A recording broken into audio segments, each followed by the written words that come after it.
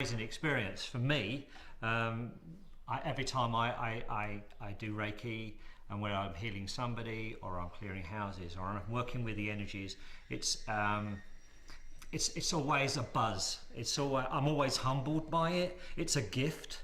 It's not from me, it comes through me. So I've been chosen to help people and heal people and help them go through their lives.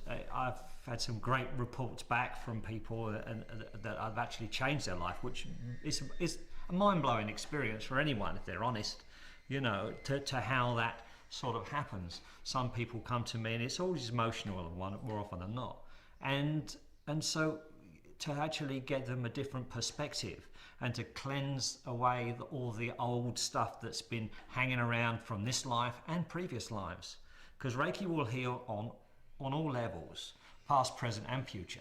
So you could send it to a meeting if you want to, or a new job, or anything at all, and it will help and heal and guide you through the process if you ask. With houses, and certainly with that particular house, it was quite an interesting situation where I was guided to one house, but felt that it was in the old family home, as it were, and so allowed me to actually go through this house and heal the poor guy that was hanging around there for over 100 years. So there definitely was a presence in that house. Absolutely. Yeah, there was actually more than one, but he was the one that was causing the grief to a degree, and he was just lost. When you have you die in a tragic circumstance, sometimes, and that's just one reason, they're stuck between one point and another. So they're not in the physical and they're not in the spiritual. They're sort of lost, and sometimes it's because they're a young spirit who don't really know, and they can become fearful and they get scared, so they stay in their familiar surroundings. Even though he committed suicide, it's still a shock in that, and so the spirit needs healing as well as the physical. Even though he's left his physical, he's sort of halfway there. So with me, as I was removing any negative energies from the house, I was also trying to heal him as well, but he kept moving about, as I was chasing him from one room to another. And as I say, chasing, in the end, he didn't like the energies of what I was doing, and so he moved somewhere else and so on, and I'm just kept moving from one room to another, cleansing and clearing. So in the end, he actually couldn't go back into that room. And when you're, as I lit some incense, if I leave a room, I actually leave incense burning, and that way it keeps the cleansing constant. So in the end, you move from one room to another, stairs, you cover everywhere. Negative energies will go anywhere, in little nooks and crannies, behind TV sets, anything you like. It will sort of sit there and gather. And so we cleanse it with the white sage, which is the American native Indians have been using it for centuries, probably a lot longer than that, to help and clear evil spirits. In fact, they put that in the peace pipe as well. So it cleanses and removes negative energies. And then this lad just, and as I was using my Reiki energies and using my Reiki symbols, I was allowed to cleanse each room. And I draw a symbol in the room, then I expand it so it actually reaches every part of the room below and above. So it actually goes not just into the room, like to the wall and just stays there. It actually goes into the wall. But when we came, as I say, up the stairs, and for some strange reason, I went to all the other rooms first. Maybe it was a natural thing, I don't know. But the last room, and Karen, she was no way was she going upstairs. So that's it. She said, I'm staying down here. And so I thought, oh, fine. And so as I went into that room, he was obviously trying to ward me off, and that was fine.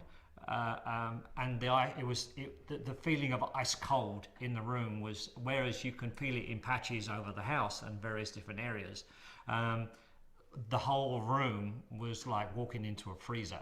It was just, and you feel that, and all the people say that, oh, I feel as if somebody's been walking over my grave. That's the feeling you get, and that's a feeling you get when spirit either touch you and say hi, or in this case, he really didn't want my presence there. It was disturbing his last 100 years of whatever. So again, I did the same as I've done in this room, and I used my Reiki symbols and the energies to infuse the room. And as I was looking at the window and I was smudging the window, I saw him in my, or a figure outline in my peripheral vision, which is where you normally see spirit. You never see spirits up front unless you're psychic. And if you're psychic, you actually don't see them with your eyes, you see them with your brow or your third eye. And as I just span round and immediately put a symbol into him, I mean, he went, it was like seconds, and then I smudged the area. But at the same time, I was asking for help as well, because I'm asking my spirit guides to come and help me, because I felt that I needed a little bit of help. They put the wind up me as well, I can tell you. But they were quite happy for me to do what I wanted to do, and so I just did what I was guided to do, and then I smudged the area specifically, which was actually from the window, so you had a fireplace, so it was just in that area, and I believe there was a set of stairs from there that actually went up to this tower. So that's where it was his last resting place, as it were, and from then on, once I'd healed him and cleansed him enough to be able to move forward into the next part of the plane rather than being stuck in the middle, he's actually allowed me, and he allowed spirit to actually take him forward into heaven, which is where he is now, and being healed, because when even a spirit needs healing. So when we come down, the room was a lot warmer, and then the house was a lot warmer. When I went down, Karen felt the difference, and she actually, for the first time in a long time, was able to turn the lights off before she shut the door, because it was dark when we left. And she says, well, this is the first time I've been able to do that without, she says, I'll just usually leave it on and then walk out the door, but this time she was able to twitch the lights off and then go out, and the house was a different place, and it certainly is now. I'm very proud that I can do this stuff. It's something that I live with constantly. It's not something I do at the weekends, it's my lifestyle. Reiki is, everything about me. So I get people phone up saying, "Oh, you the Reiki man," which is really cool. I go, well, yeah, me and a few 100,000 others, but and that's really neat, to do Reiki, you don't need to be religious. You don't even need to believe in God if you don't really want to. It'll flow no matter what. But you can't read it from a book. You can buy books on it. You can even get the symbols on the internet, but they won't work unless you're attuned by a Reiki master, so that you're actually connected to spirit, or to your own Reiki guides. Only then will the energy flow through you, and only then can you use the symbols if and when you're attuned to them. So some people have energies that flow through them or flow from them that help to heal. I am a channel for the Reiki energies to flow through me.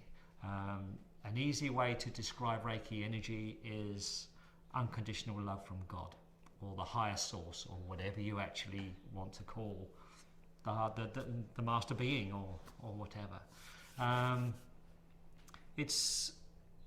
Reiki is universal life force energy. It's everywhere and in everything. In the cases for healing, it's actually channeled up through me from spirit, and it comes out of my hands. Actually, it radiates through my whole body. Interestingly enough, my number plate on my car is Reiki, and I actually put symbols behind it, which are a particular distant healing symbol, which actually radiates Reiki out of my car and from the other side as well. So everybody gets a bit of Reiki. There was a lovely story. I was walking on Ariwa Beach, which I do frequently. I love it. And I stop, and if I see an animal or anything, and I'll heal them. I'll just sit there and send Reiki to them. And so Spirit have a great sense of humour. And I'm sitting there, this poor seagull with one leg. So I was standing there, you know, with one leg. Now some of them actually do, because snapper will take the legs off if they're swimming or whatever. And so I'm sitting there healing this, just standing there healing, and he's just looked at me. Well, I was there for about 2 or 3 minutes, and he looked at me, put his other leg down and flew away. And I'm going up, and you could see Spirit in there, you know, sitting there rolling about, laughing. He said, "Gotcha." So it was funny. But that's what it's all about.